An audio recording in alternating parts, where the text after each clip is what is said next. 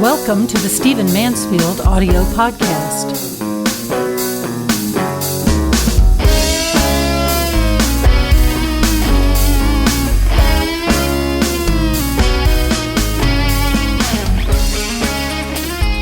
So let's talk about the need for expertise and experience in American government.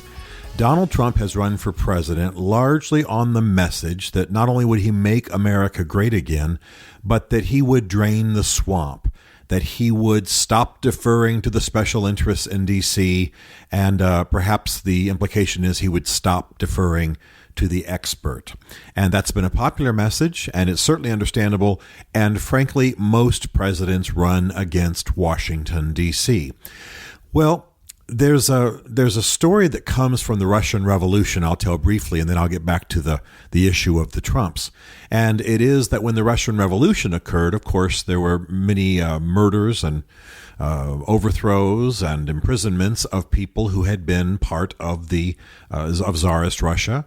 And so all of the Tsar's people, from his maids to his technicians to his driver to his mechanics, were often rounded up and killed and or banished or imprisoned or what have you. The problem was that after the revolution began, many of the technical sides of the running of government failed miserably. In fact, actually, some of the literally technical sides, like the operating of phones and the running of automobiles, were suddenly, they weren't usable. That people couldn't function. They couldn't make phone calls. They couldn't do things. Why? Because they had killed the people or imprisoned the people who were experts on those systems. Of course, they recovered in time, but it really caused problems. Well, there certainly is a need to keep an eye on the people who claim expertise in D.C. There's a need to keep an eye on the bureaucrats.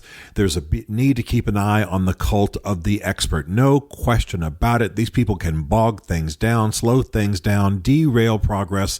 There's a great need to monitor these folks. At the same time, I need to say, and I'm not one of these folks, but I need to say that you cannot run the government without some degree of expertise and experience. And the Trump administration is making a mistake. It is believing that because it has expertise in one area, let's say in real estate and corporate leadership, that translates to government. But I read about D.C., live in D.C., work with these people, consult with them, have been watching it for a lot of years, and I certainly defer to a lot of people smarter than I am. And I'm happy to tell you that you certainly can drain the swamp, and you certainly can limit the influence of bureaucrats, but you cannot run the American government without expertise and experience. It simply can't be done. The American government is huge. It's massive. The executive branch alone is tens of thousands of people and billions of dollars and implications all over the world, and you can't simply do it the way that you've run a real estate deal or managed a building. A good example of the thinking of the Trump administration occurred the first night of the Republican convention when Melania Trump was supposed to make her speech. Now, I've mentioned this before because I'm a speechwriter and written a lot of speeches in my life, and I salivate at the idea of being able to write a speech for Melania Trump. I want you to think about it for a moment. This is a woman who was born behind the Iron Curtain, born in a communist country. This is a woman who got out and became successful on her own. I mean, maybe being a supermodel is not something that appeals to me. You know, it's not a culture that I follow. But the fact is, she began to perform on her own, do well, make wealth. She married Donald Trump. Some people would humorously say for which she should be pitied, but nevertheless, she's now First Lady of the United States. Any speechwriter worth their salt could have written a moving speech about a good-looking woman who had her own professional life and went from communist child to First Lady of the United States. There should have been tears in that convention. There should have been poetry. It should have been beautiful. And as a guy who's written some major speeches myself and helped people with other speeches, that's the kind of stuff you want to sink your teeth into because of the good it can do and the power it will have. Instead, because the Trumps fundamentally don't trust experts, what they did was they asked a staffer to throw together a bunch of material into a file, into a computer file, let's say a Microsoft Word file. And Then decisions were made later by Melania and a few of her immediate people who weren't speechwriters.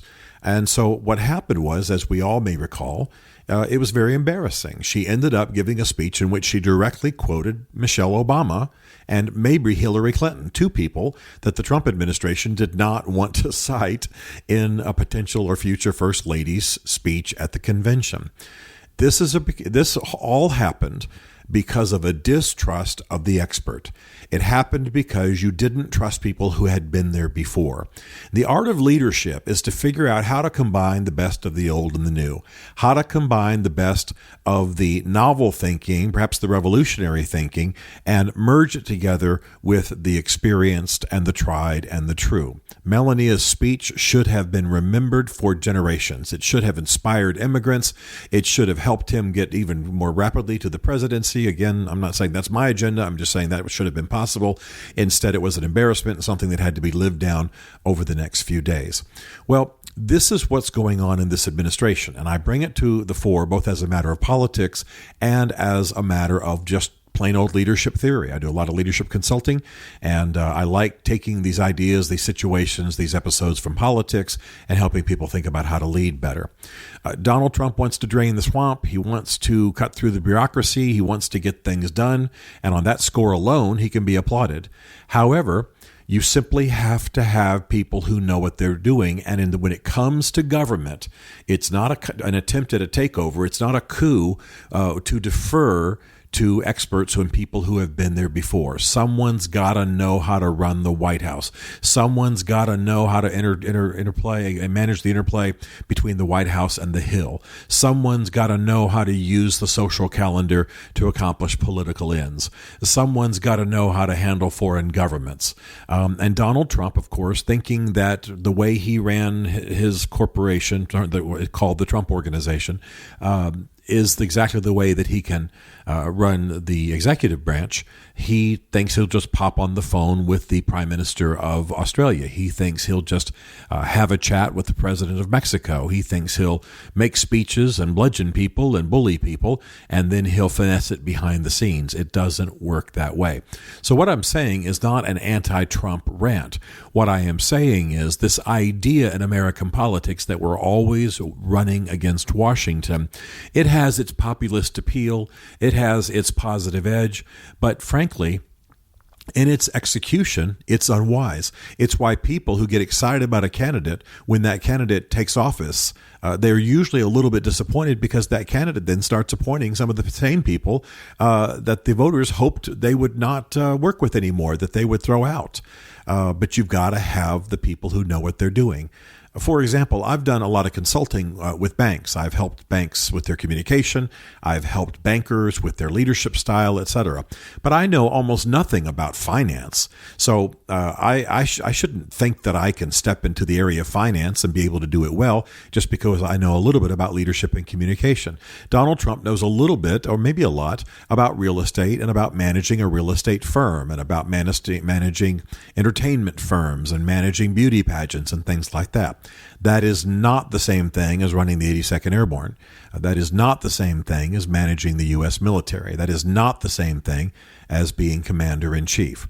So you have to have people who help you think this through.